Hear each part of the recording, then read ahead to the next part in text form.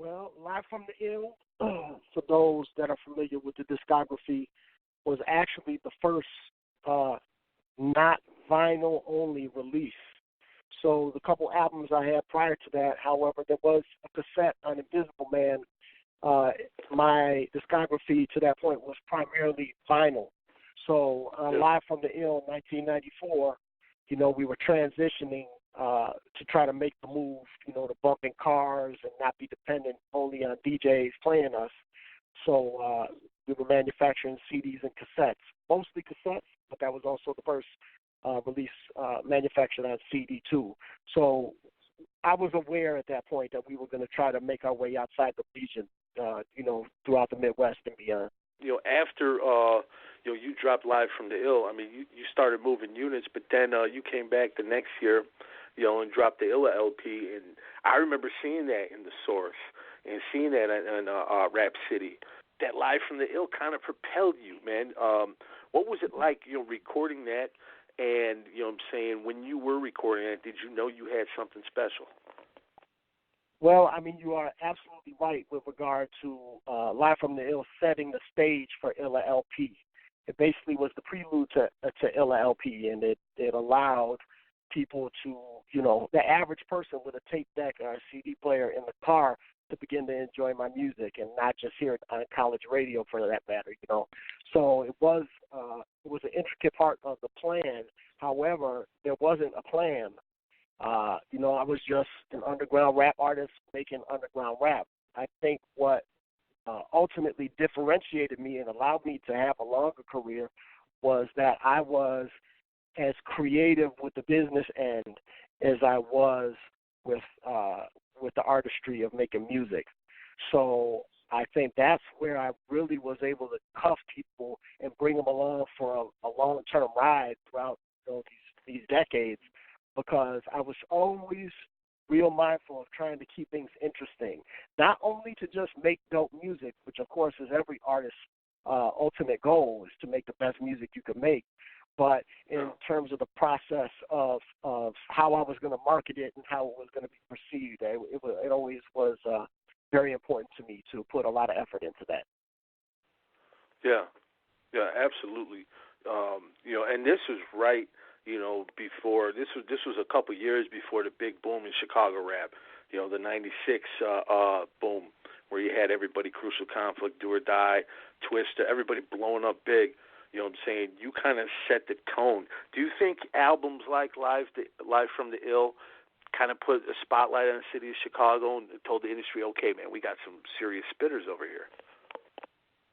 I think I definitely played a role.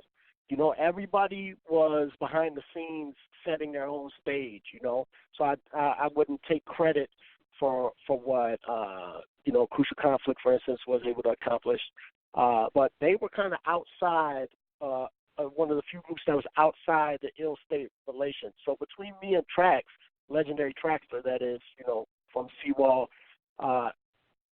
we were having an effect pretty much and had our hands in a lot of things. I mean, when you think about it, Traxler basically produced the West Side, Triple Darkness, Snipers, Do or Die, Twister. These were all, Trax's beats. So while he was doing that, I was trying to have a similar influence on the hardcore hip hop side of things. And me and Trax were affiliated through the Ill State Assassins. So when you combined what we were both doing, it really was covering the entire city musically. So outside of Crucial Conflict, not that everybody wasn't responsible for their own success, of course they were, but we had our hands in a little bit of everything. Yeah, you did, and there was many. I'm glad you pointed that out too. You had the hardcore hip hop, and there was many sounds in the city of Chicago. Many different styles. It wasn't just like other regions and areas at that time. You could say, okay, this sounded like New Orleans, this is that bounce, or this sounded like such and such. But Chicago, you couldn't really put a cap on it. It was just a melting pot of all kinds of different sounds. I think probably being in the middle of the map, that had a lot to do with it, because a lot of stuff came through there. Chicago was a huge market. Yeah, I agree with that. We were raised to be, consumers. So the influence was coming from a lot of different places. I don't think it's coincidental, though, that Jay Prince would ultimately come to try to snatch up these Seawall groups, like the Snipers, like Do or Die, and working with Trax. Because when you think about what you just said in terms of these kind of swirling influences, think about Houston and think about the fact that, like, UGK and Scarface, for example, are like lyrical gangster rappers, So even though production-wise my stuff was different because I was doing a lot of sample-based production, really in terms of lyrical content there was some similarity there where, you had some hard street shit, but there was a lyrical kind of hip-hop, for lack of a better description, East Coast influence, a golden era East Coast influence. Yeah. Oh, yeah. Now, prior to Live from the Ill, all your stuff was on vinyl. Here we are, 2019, 25 some odd years later, vinyl is making a huge comeback. Did you ever anticipate that would happen? Because I thought vinyl was completely died off. Well, the individual who put out my first vinyl, a dude by the name of Dirk Vandenheuvel, he used to DJ a rap show for Northwestern University. WNUR was the name of the station, and he remained in the vinyl game up until present day. So I was always seeing the market for vinyl through him, and the fact that we kept our relationship, through these years, I was able to kind of see secondhand that it had never died. So I'm not totally blown away. I'm a little blown away by, the hipster element or the consumers that are buying it now, new vinyl. We're not talking about used vinyl. Of course, there's always a market for used records, but the fact that there's so much new music being manufactured on vinyl, I gotta say I'm kind of surprised by it. And the fact of the matter is, if we're just talking on a business tip, the markup is weak on vinyl. There isn't a ton of money to be made unless you really tax somebody for it. So, I mean, if you're going to do vinyl, you're doing it for the love, for real. Yeah, for the collector. Now, you just dropped, the 25th anniversary of Live from the Ill. You only did 94 copies. They were all numbered, right? Correct, manufactured numbered. So it's like super official, not hand numbered, though. I've had releases with hand numbering, and I love to autograph, these limited releases for the fans. We did it a little different this time, to make it even more official. And the fact of the matter is, well, first of all, let me just say the reason we did 94 copies, rather, is in honor of the year of its release. So I thought that was a real unique idea when it was brought to me, that we would only do 94. So it just, of course, makes it extremely collectible.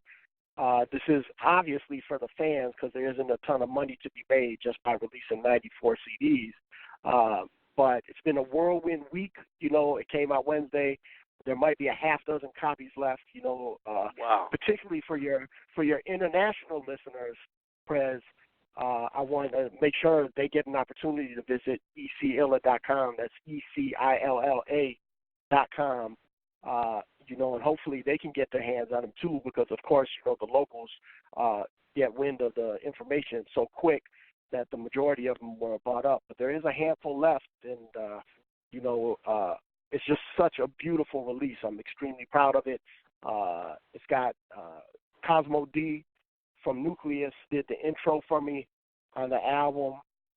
We got some bonus freestyles like classic 1994 freestyles off College Radio of me and the Ill State Assassins, Traxter, Mob Action. So people familiar with these groups, this is like a serious history lesson, and the artwork itself is just amazing. So particularly for the international audience, visit ecilla.com if you're able. Get your hands on a copy before these last few are gone.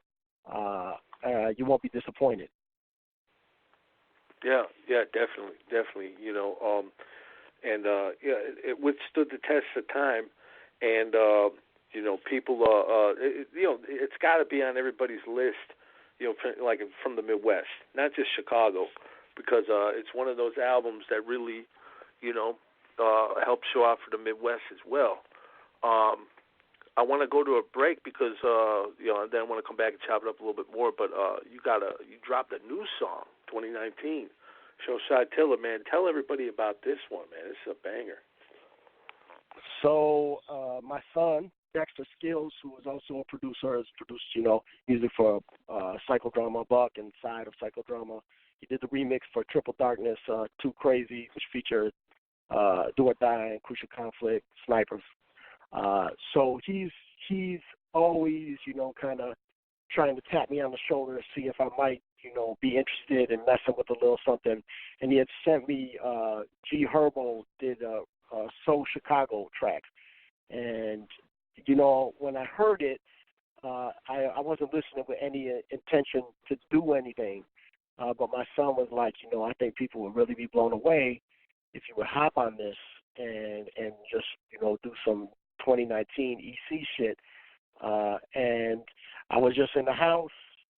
I guess creatively it was flowing.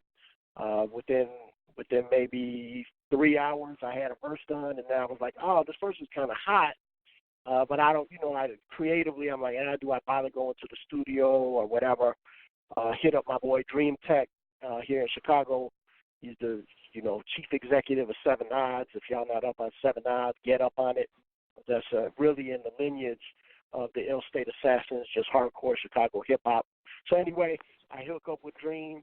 I lay the vocals, and then Direct from Triple Darkness throws together a video. And within a week, all of a sudden, I got a new single that I didn't even know I was going to write the week before. Wow. It just happened like that. Because last time you were on the show, I was like, man, when are we going to get a new ECILA project? And if I remember correctly, you're like, no, it ain't going to happen, unless it's something that I bring out from the vault or whatnot. And when I heard this, I was blown away. I immediately thought there was a project coming, but this is just a single, right? Or do you have anything in the works? Just basically a buzz. Yeah, no, it's a buzz single, a one-off. Just based. Ultimately, we ended up using it as a means of promotion for this 25th anniversary release. However, I will say, if you go to the website ecilla.com, there's a collector's bundle, and we manufactured CD maxi singles of the Showside Tiller song along with 3 other cuts. So there's a 4-track CD that if you buy the collector's bundle, you'll get some brand new ECILA. And for those that's interested and been waiting on it, you won't be disappointed.